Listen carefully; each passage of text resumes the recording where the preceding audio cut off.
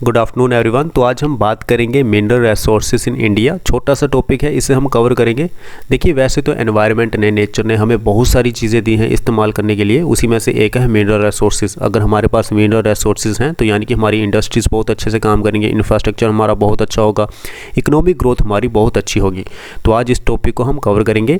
अगर भारत के संदर्भ में, भारत के केस में अगर हम बात करें तो भारत एक रिच कंट्री है मिनरल रिसोर्सेज में, जिसमें variety of metallic, non metallic and energy minerals हमें देखने को मिलते हैं।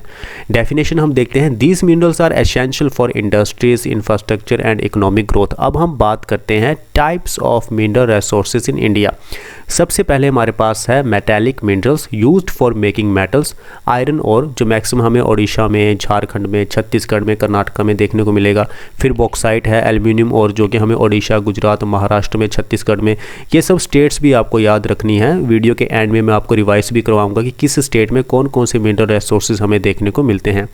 उसके बाद मैग्नीज है, फाउंड इन मध्य प्रदेश, महाराष्ट्र, कर्नाटका। उसके बाद कॉपर है, बहुत इंपॉर्टेंट है इलेक्ट्रिकल वायरिंग के लिए copper, found in Rajasthan, Jharkhand, Madhya Pradesh. Gold है जो कि कोलार, आंध्र प्रदेश में हमें देखने को मिलता है। उसके बाद हम बात करते हैं नॉन मेटेलिक मिनरल्स की, जो मैक्सिमम सीमेंट, फर्टिलाइजर इंडस्ट्री में हमें देखने को मिलता है। लाइमस्टोन की अगर हम बात करें तो लाइमस्टोन हमें देखने को मिलता है मध्य प्रदेश में, राजस्थान में, आंध्र प्रदेश में। मिका है, झारखंड, आंध्र प्रदेश, राजस्थान में देखने को मिलता है। जिप्सम राजस्थान, तमिलनाडु, जम्मू एंड कश्मीर में देखने को मिलता है। ग्रेफाइट है, बहुत इंपॉर्टेंट, झारखंड, ओडिशा, तमिलनाडु में हमें देखने को मिलता है। एनर्जी मिनरल्स की अगर हम बात करें, जो कि हमें पावर जनरेशन के लिए जिसका हम इस्तेमाल करते हैं, अब मैक्सिमम हम जो अपनी इलेक्ट्रिसिटी लेके आते हैं वो हम कोल से लेके आते हैं। कोल हमें मिलता है झारखंड में, छत्तीसगढ़ में, ओडिशा में, वेस्ट बंगाल में। पेट्रोलियम और नेचुरल गैस है हमारे पास, जो हमें मुंबई, हाई महाराष्ट्र में देखने को मिलता है, असम में, गुजरात में। यूरेनियम हमें झारखंड, आंध्र प्रदेश में देखने को मिलता है। थोरियम हमें केरला में देखने को मिलता है। तो ये सारे एनर्जी मिनरल्स हमारे पास हैं। उसके बाद हम बात करते हैं major mining areas in India. Bharat में कौन कौन से मेजर माइनिंग एरियाज़ हैं, स्टेट वाइज हम डिस्कशन करते हैं। ओडिशा की अगर हम बात करें तो आयरन ओर है, बॉक्साइट, मैग्नीज। झारखंड में कोल, कॉपर, मिका। राजस्थान में कॉपर, जिंक, लाइमस्टोन। छत्तीसगढ़ में आयरन और कोल, बॉक्साइट। गुजरात में पेट्रोलियम, लिग्नाइट, बॉक्साइट। कर्नाटक में गोल्ड, आयरन और मैग्नीज।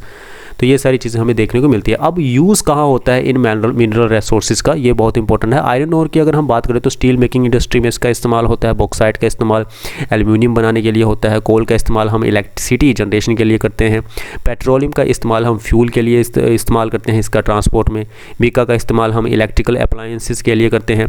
ज़्यादातर हम रिन्यूएबल एनर्जी के ऊपर भी डिपेंड होना चाहते हैं, जैसे कि सोलर एनर्जी हो गई, विंड एनर्जी हो गई, क्योंकि ये जो चीज़ें हैं, कोल हो गया हमारे पास, ये नॉन रिन्यूएबल एनर्जी रिसोर्सेज हैं, तो ये कभी भी ख़त्म हो सकती हैं। इसलिए हमें रिन्यूएबल रिसोर्स ऑफ एनर्जी के ऊपर भी डिपेंडेंट रहना है, जैसे कि सोलर और विंड हो गया।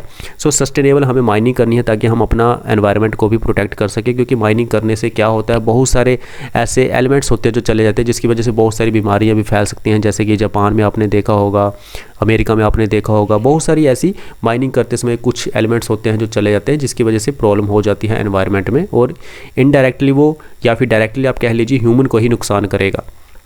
So India is one of the world's largest producers of minerals. Efficient use and conservation of these resources are essential for future generation के लिए। खैर, फ्यूचर जनरेशन के लिए हमें सस्टेनेबल डेवलपमेंट करनी है, और साथ में ही हमें रिन्यूएबल रिसोर्स ऑफ एनर्जी के ऊपर डिपेंड रहना है, क्योंकि ये जो जितनी भी रिसोर्सेज हैं ये कभी भी ख़त्म हो सकते हैं। इसलिए हमें आगे की जनरेशन को बचाने के लिए दूसरे रिसोर्सेज के ऊपर भी डिपेंड रहना होगा।